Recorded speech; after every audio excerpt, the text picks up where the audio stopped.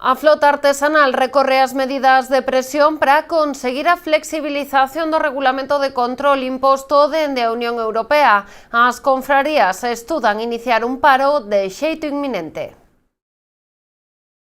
Que tal? Moi boa noite. A outra posibilidade que teñen sobre a mesa é a de agardar o día 22 tras a xuntanza na Secretaría Xeral de Pesca para tomar unha decisión. De seguido lles ampliamos esta e outras informacións, antes titulares. Tras 3 días de avarías na rede de tubaxes, o Concello de Noia restableceu o servizo de auga no casco histórico. Nos próximos días a presión da auga aínda será débil para evitar novos fallos. Mantense o bloqueo na negociación do convenio colectivo da conserva a nivel estatal. Comisións Obreiras, CIGA e UGT responsabilizan a patronal. A Xunta activa unha liña de axudas para a rehabilitación de vivendas en concellos de menos de 5.000 habitantes. Tamén contempla a transformación de locais comerciais en vivendas. Fernando Pintos e polo Correo do Vento Premios Cidade de Pontevedra 2025. Os galardoados recollerán o premio vindeiro día 20 de xaneiro, o día de San Sebastián, patrón da cidade. Máis de 40.000 persoas pasaron polo Belén artesanal de Valga dende a súa apertura hai 6 semanas. Dende agora a instalación só poderá visitarse con cita previa. Estamos nas novas do día, comezamos.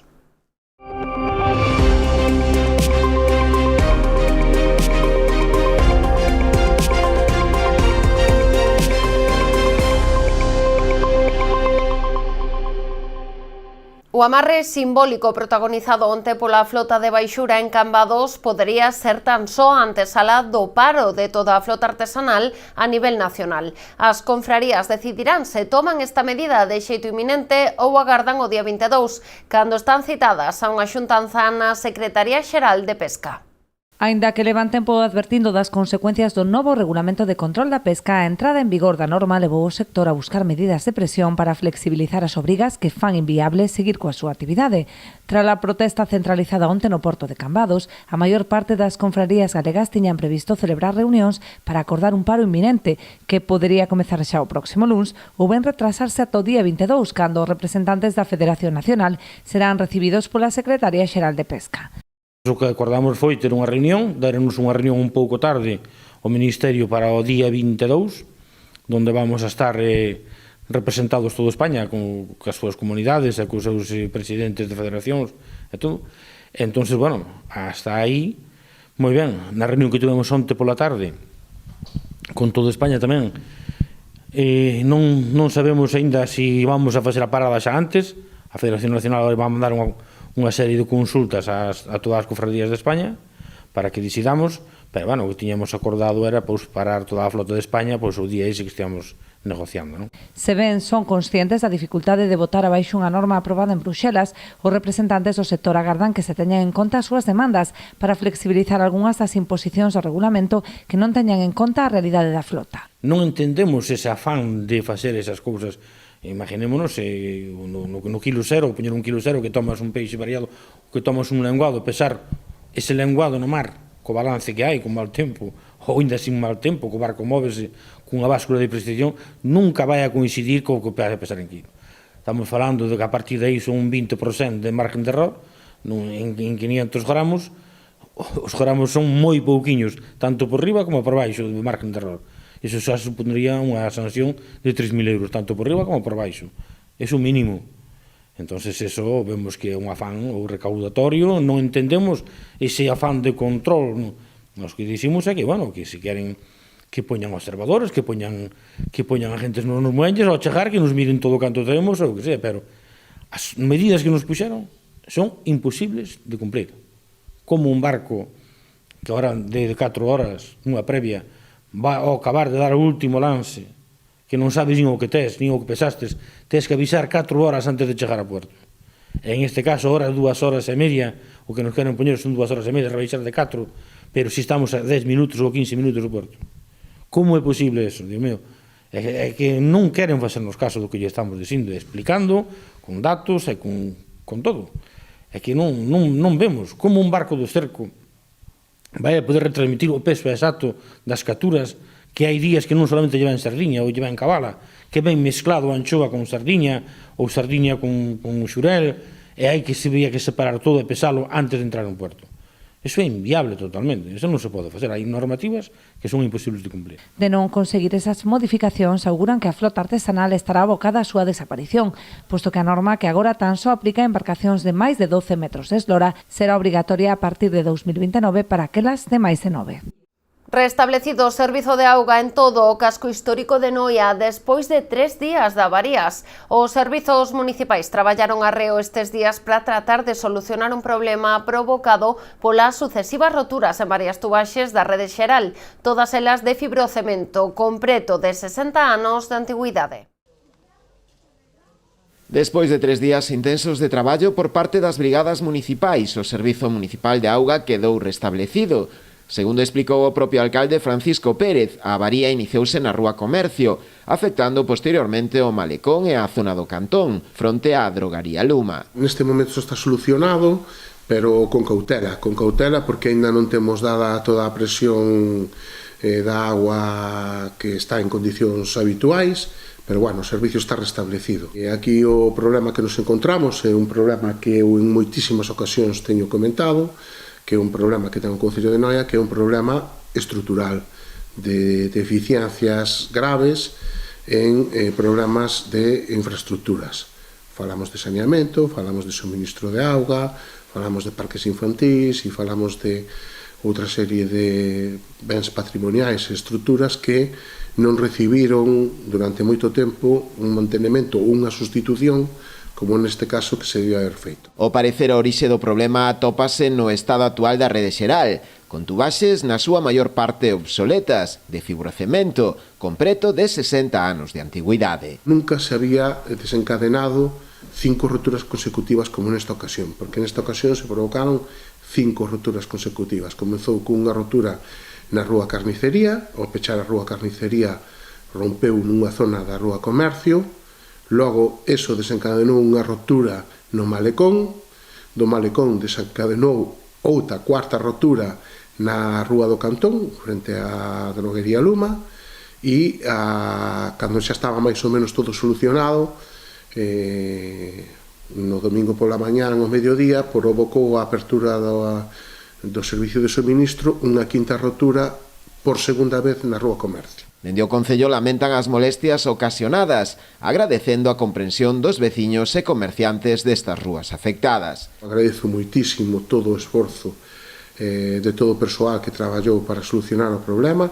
Agradezo tamén a paciencia e a comprensión dos usuarios que estuveron sin o servicio e non podíamos facer máis, sinceramente, porque non é que as roturas se desencadenasen no mismo momento e podéramos poñer outra patrulla a traballar noutro punto, que son secuenciais, quero dicir, mentras non che rompa a seguinte, non sabes onde vas a actuar, pode romper en calquer sitio. A solución ao problema pasa pola renovación integral da actual rede de suministro, unha actuación que se veu realizando por tramos nos últimos anos, pero que haberá que darlle continuidade de xeito progresivo no futuro, pois suporá un alto investimento e o Concello non ten esa capacidade financiera.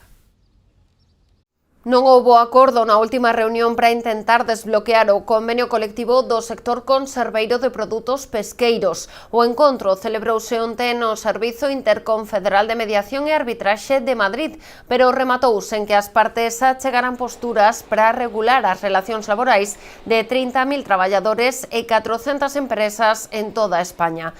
Nun comunicado conxunto, Comisións Obreiras, CIGA e UGT sinalan a patronal como responsable deste bloqueo. Precisamente estes 3 sindicatos foran denunciados ante o SIMA pola Federación Española de Asociacións de Industrias de Transformación e Comercializadores de Produtos da Pesca e da Acuicultura, que os acusou o tempo de bloquear o convenio. Comisións Obreiras, CIGA e UGT apuntan a negativa da patronal a unha clasificación profesional xusta, sen desigualdades entre grupos e categorías, e un aumento salarial como as dúas cuestións fundamentais que que están a frear o acordo. Ante esta situación, explican que manteñen as mobilizacións previstas, unha manifestación pro 24 de xaneiro e 2 xornadas de folga os días 27 e 28. A Asociación Aleoira de Asados en Rianxo volve cargar contra a Xunta polos plans en materia de transportes que, segundo din, volverán a deixar a parroquia sen servizo. A través dun comunicado, a entidade sinala que as rectificacións efectuadas polo Goberno galego tras as alegacións presentadas, que foron acompañadas, ademais, por máis de 500 sinaturas, parecenlle insuficientes. Segundo explica, o panorama será de menos autobuses a Santiago e ningún o casco urbano de Rianxo.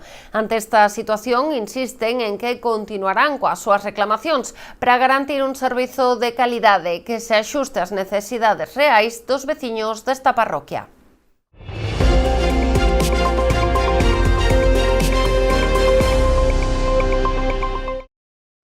O presidente da Xunta, Alfonso Rueda, presidiu esta mañá en Ribeira o acto de entrega de premios do concurso de ideas pro deseño dun prototipo de chiringuito de praia biosostible. Durante a súa intervención, Rueda anunciou que a Xunta destinará este ano 1 millón de euros a axudas para promover prácticas sostibles nos chiringuitos da costa galega, favorecendo a transición cara a uns establecementos máis eficientes, accesibles e integrados na paisaxe. O Auditorio Municipal de Ribeira acolleu esta mañá o acto de entrega de premios do concurso de ideas para o deseño dun prototipo de chiringuito de praia biosostible, convocado en setembro pasado pola Consellería de Medio Ambiente e Cambio Climático, co fin de unificar a estética destes peculiares establecementos hostaleiros de tempada, co obxectivo de garantir así un desenvolvemento sostible da costa, integrando este tipo de construcións no seu entorno e que sirva de modelo de referencia para futuras instalacións. O acto estivo presidido polo presidente da Xunta, Alfonso Rueda, que estivo acompañado pola propia titular de Medio Ambiente, Ángeles Vázquez. Na súa intervención, Rueda destacou a importancia desta iniciativa, o tempo que reafirmou o compromiso do goberno galego de avanzar cara a un modelo máis respetuoso e homoxéneo que compatibilice a actividade económica coa conservación da contorna, tal e como, segundo el, establece a Lei de Ordenación e Xestión Integrada do Litoral de Galicia. Como todo o mundo pode comprobar, nos estamos tomando moi en serio esta competencia. Cando nos pedimos a competencia do litoral era porque creíamos que desde aquí se podía xestionar mellor.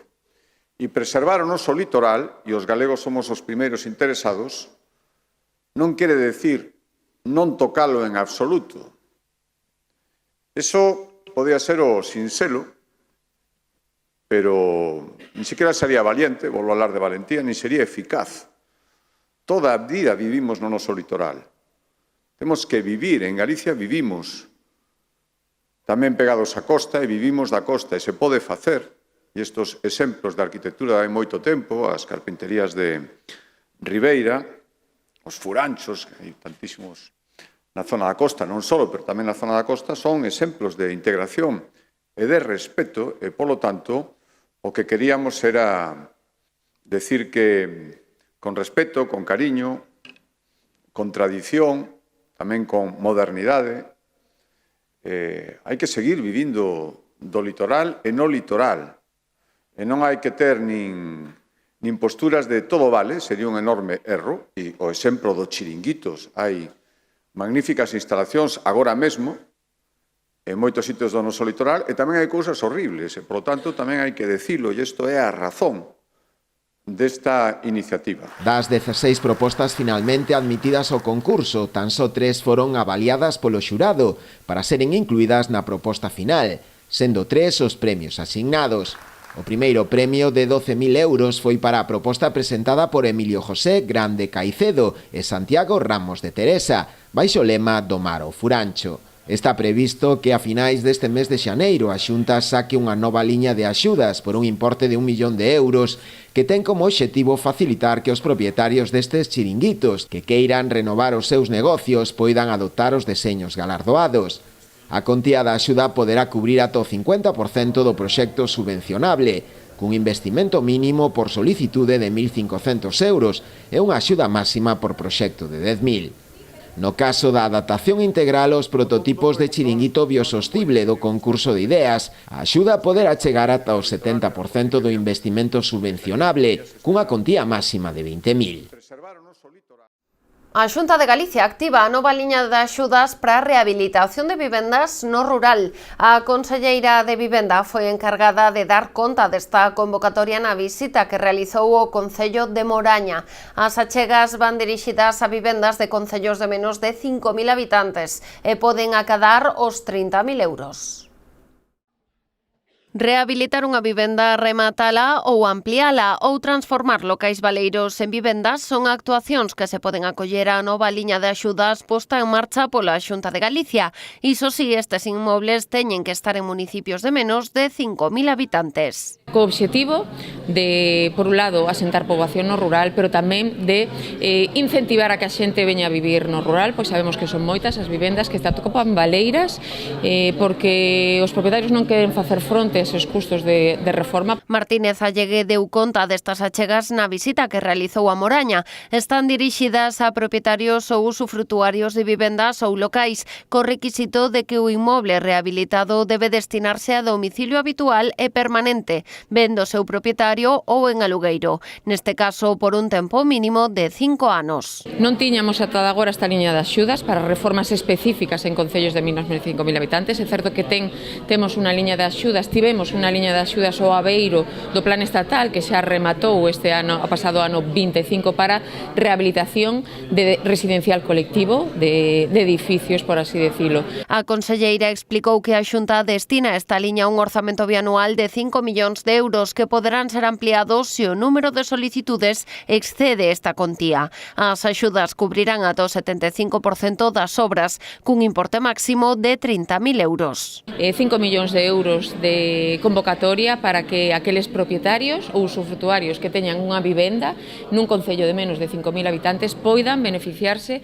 dunha liña de axudas que alcanza ata o 75% do custe da obra de rehabilitación, entendida nun sentido moi amplio, conservación, accesibilidade, rehabilitación, tamén cambio de uso de locais a vivendas. Segundo explicou a conselleira, esta nova liña é compatible con outras da mesma finalidade, sempre cando a axuda non supere o custo total das actuacións. O día 21 deste mes abrirase o prazo de presentación de solicitudes que rematará o vindeiro 1 de setembro, ou no momento no que se esgote o orzamento consignado. Meaño aposta por promover a construción de máis vivenda no centro de Dena. O Concello formalizou a compra dun terreo urbanizable por 235.000 euros. A intención é que un dos 3 bloques de vivenda proxectados sexa de protección oficial. Así as cousas, o proceso pasará polo xustiprezo, despois de que os propietarios presentaran alegacións. Esta parcela dunha hectárea en pleno centro de Dena xa é de titularidade municipal. O Concello de Meaño formalizou a compra deste terreo para promover a construción de vivenda. Inicialmente, unha promotora que intentou desarrollar aquí 3 bloques de edificios, iniciouse no ano 2005 e depois coa crise non que se levou a cabo. E nós empezamos co procedimento, un procedimento longo, o tema de expropiación, e como acabo de decir, fai uns días se formalizamos a compra. Eu creo que é un gran logro para o Concello, para o veciño de Meaño, poder ter unha superficie aquí no centro de Dena, na zona urbana, de 1 hectárea. Dos 3 bloques proxectados, a intención do goberno local é que un sexa destinado a vivenda social. Para iso xa comezou as conversas coa Xunta de Galicia, coa intención de que contemplen esta parcela na súa aposta pola construción de vivenda de protección oficial. Todos sabemos que a vivenda se puxo nos costes prohibitivos e, por outro lado, a Meaño tamén lle interesa ganar poboación e cumprimos os 2 obxectivos, facendo vivenda de protección oficial, os xóvenes terían acceso e tamén fixaríamos población. Desarrollo urbanístico que estaba previsto non se levou a cabo, é moi difícil que se levara a cabo, e entonces nós entendíamos ou consideramos que é unha boa oportunidade para que o Concello se paga con esta superficie no centro do pueblo, que estamos falando de 1 hectárea, a un precio razonable. Para formalizar a compra deste terreo, o Concello abou 235.000 euros, pero a propiedade non a considera unha contía xusta, polo que levarán o proceso ao xustiprezo. O promotora non está de acordo co precio ofertado e pagado, e entonces tramitaremos, faremos todos os trámites para o determinarán o justiprecio e determinarán o precio correcto e exacto que se considere. Os seguintes pasos é poñer toda a documentación ao día e empezar co proceso de urbanización, sendo nunha fase ou dúas fases para que pase este terreno que pase a ser urbanizable. Ademais, o alcalde garantiu que tanto antes como despois da humanización do terreo manterase a reserva de espazos para aparcadoiro. Voltamos de contado, non marchen.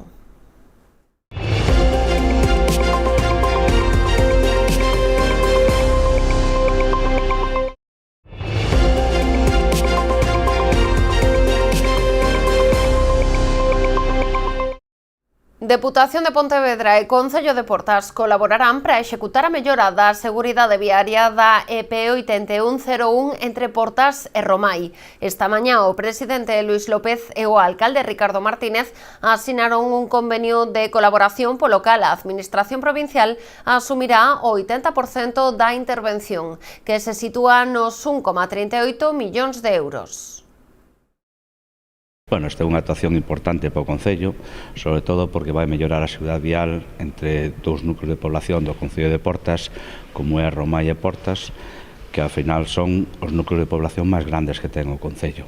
Unha son 800 e pico habitantes, en Romai 900. Ese vial é unha carretera estreitiña, non tiña ni arcés ni cuneta, e agora con esta obra que se pretende facer un andén de 2 metros para que a xente pode ir andando en bicicleta de maneira segura pola estrada. Somos a Diputación dos 61 concellos e somos tamén a Diputación que estamos actuando de xeito moi intenso, que estamos a destinar moitos recursos con un incremento moi importante no ano 26 para todo o que é a mellora pionil e viaria da rede provincial. Máis de 1.600 kilómetros, neste caso asinamos un convenio co Concello de Portas para a mellora de 3 kilómetros entre Romai e Portas, unha estrada provincial. Segundo os cálculos do alcalde, as obras poderían estar en marcha no prazo dun ano. Así, do total de 1,38 millóns de euros, a Deputación achegará 1,1 millóns. Pola súa banda, o Concello de Portas asumirá o 20% restante, ao redor de 270.000 euros. Tamén sairá das arcas municipais a contía para cubrir as expropiacións, calculada en case 56.000 euros. O proxecto centrase nun treito de máis de 3 kilómetros entre Portas e Romai, nunha estrada de dobre sentido cunha sección de plataforma irregular e sen espazos destinados para a mobilidade dos peóns. O obxectivo da actuación pasa pola mellora da seguridade e a mobilidade dos peóns a través da construción dunha senda peonil pola marxe esquerda da estrada ata conectar coas beirarrúas xa existentes na zona de Romai. A obra tamén contempla a construción de 2 pequenas zonas de convivencia, así como a renovación da rede de pluviais. Segundo destacou o presidente provincial, neste mandato a Deputación mobilizou xa no Concello de Portas case 800.000 euros en diferentes melloras da rede viaria. O Concello de Pontevedra intentará recuperar a central eléctrica de Mollabao pro uso público. Fenosa vende poñer a venda este edificio que xa no pasado intentara ser adquirido ou traspasado á administración local. A intención do goberno local sería rehabilitar este espazo e darlle unha segunda vida como infraestrutura de uso social.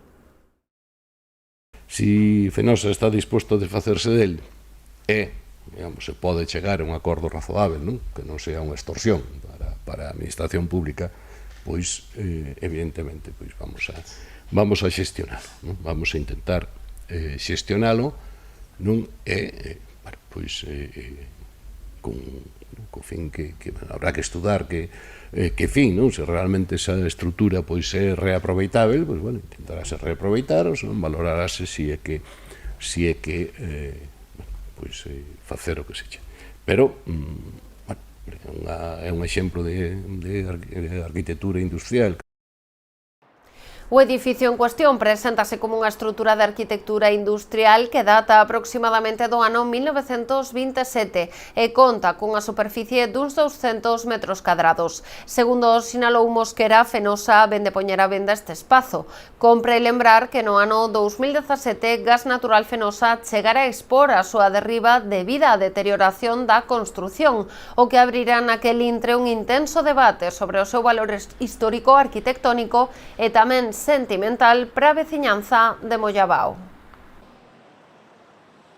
A residencia que a Fundación Amancio Ortega construiu na Iriña en Pontevedra atópase xa a pleno rendemento. O centro residencial público conta na actualidade con máis de 100 residentes. As prazas restantes xa están adxudicadas e iránse ocupando nos vindeiros días.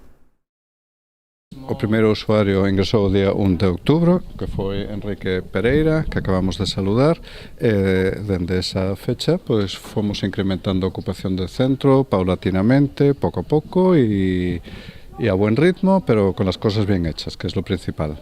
Que este centro residencial, eu podo decir con total seguridade que é un dos mellores centros residenciais a nivel europeo. Isto é un centro totalmente público, no que todas as persoas maiores acceden por lista pública, unha vez que teñen pois concedida esa valoración da dependencia, ese grado de dependencia, e concedida unha praza pública, pois acceden a este centro residencial.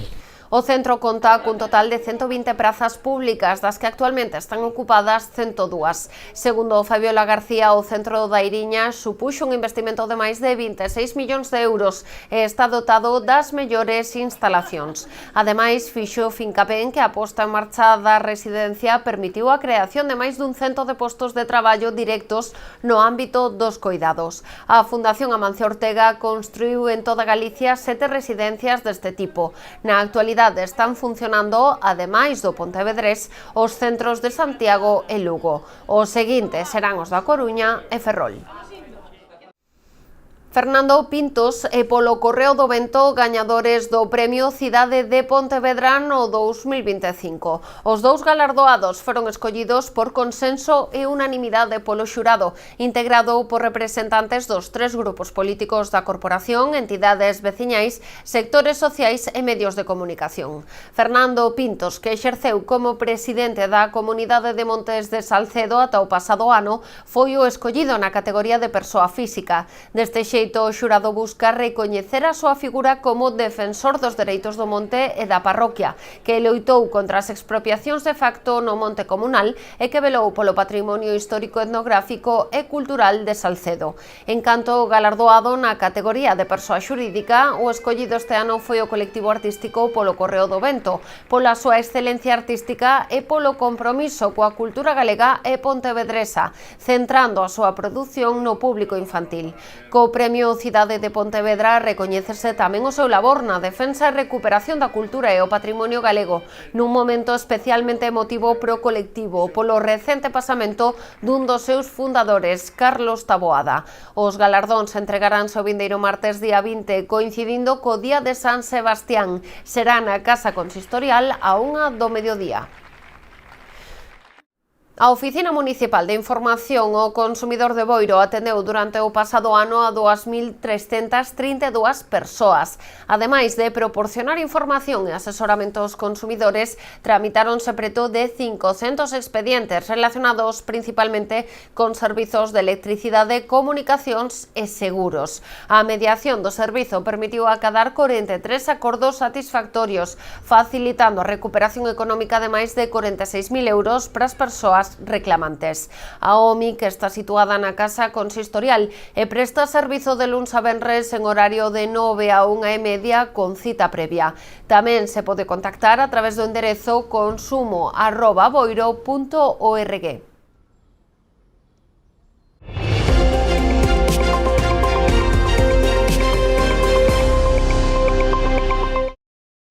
O Laboratorio Ecosocial do Barbanza promove para este sábado 17 de xaneiro unha nova xornada de voluntariado ambiental no monte veciñal de Leiro, en Rianxo.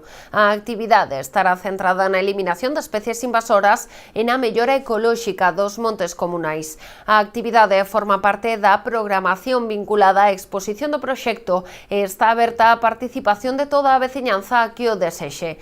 A xornada desenvolverase entre as 10 da mañá e as 2 da tarde, con punto de encontro no Centro Cultural Vicente Vidal.